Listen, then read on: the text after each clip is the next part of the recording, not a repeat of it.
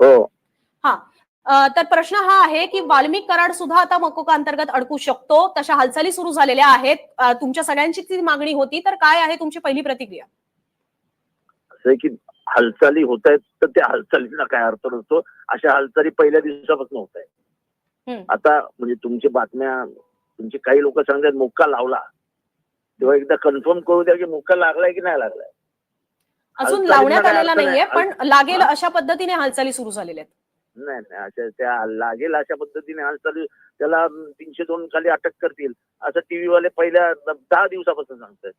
म्हणजे तुमचा विश्वास नाही, तुम्हाला असं वाटत नाही की वाल्मिक कराडला मकोका अंतर्गत घेतलं जाईल? हे बघा, बीड सरकार ज्या पद्धतीने केस हाताळते त्या पद्धतीने मला जोपर्यंत होत नाही तोपर्यंत कशावरच विश्वास नाही. आवाडची आता एसआयटी बदलतात, 36 दिवस झाले हत्येनंतर एसआयटी बदलतात.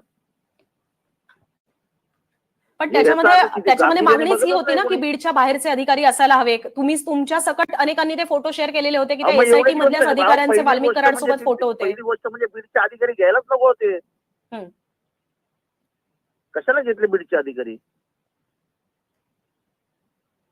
म्हणजे आम्ही लक्षात आणून द्यायचं का सरकारच्या की हे अधिकारी चुकताय, ते अधिकारी वाल्मिकचे मित्र आहेत?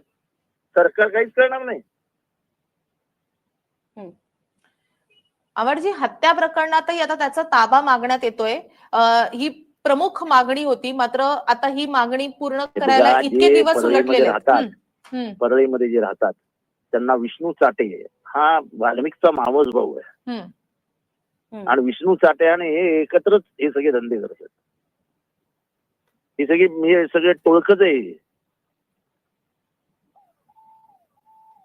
तुम्ही जे म्हणत होतात की जोवर होईल तोवर विश्वास बसत नाही, मी तुम्हाला तीच अपडेट देते की कोर्टात एसआयटीने हत्या प्रकरणात कराडच्या कोठडीसाठी तो अर्ज केलेला आहे. एकदा का तो हत्याच्या प्रकरणामध्ये त्याला इन्क्लूड करण्यात आलं की त्याच्यावर सुद्धा मकोका अंतर्गत कारवाई होऊ शकते. पण असंही मला कळत नाही की त्याचं नाव टाकण्यासाठी अर्ज केलाय.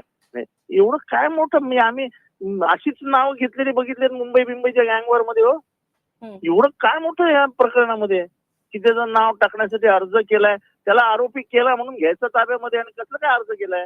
एफआयआर मध्ये त्याची फॅमिलीने नाव दिलंय, त्या देशमुख फॅमिलीने. पण मग का घेतला जात नाही? तुम्हाला काय वाटतं की का होत नाहीये? या वाल्मिक खडा वो सरकार से बडा. त्याची पोच किती आहे? सरकारला 36 दिवसानंतर जाणीव होते की त्याचे मित्र एसआयटी मध्ये. एकीकडे पण या सगळ्या कोर्टात गोष्टी सुरू होत्या, पण आवडजी हे सुद्धा समजून घ्यायचं आहे की आजच वाल्मिक कराडचे जे समर्थक आहेत तेही परळीमध्ये रस्त्यावर उतरले. त्यांच्या आई सुद्धा ज्या आहेत त्याही म्हणतायत की न्याय दिला पाहिजे. तुम्हाला वाटतं हे बरोबर आहे? तुमची काय प्रतिक्रिया यावर? प्रत्येकाला आंदोलन हा लोकशाही मधला सगळ्यांचा अधिकार आहे. तर प्रत्येकाला वाटतं की आपला पोरगा निर्दोष आहे, त्यांनी काहीच केलं नाही. फक्त त्यांच्या आई नाहीयेत ना तिथे, बाकीचेही अनेक जण समर्थक रस्त्यावर उतरलेत. त्यांना अधिकार न उतरायचा, त्यांना अधिकार उतरायचा. म्हणजे दुर्दैवाने एखाद्या खुनी माणसाचं उदात्तीकरण जे काय होतं या देशामध्ये ते फार चुकीचं आहे. आवाडजी, खूप धन्यवाद या सगळ्या प्रतिक्रियेसाठी. डिफेन्स लॉयर बोलतात, ठोंबरेंची प्रतिक्रिया येते. आपण थेट जाऊयात केसमध्ये. कोर्टाने आज दोन्ही सरकारी वकिलांनी आमचा ऐकला.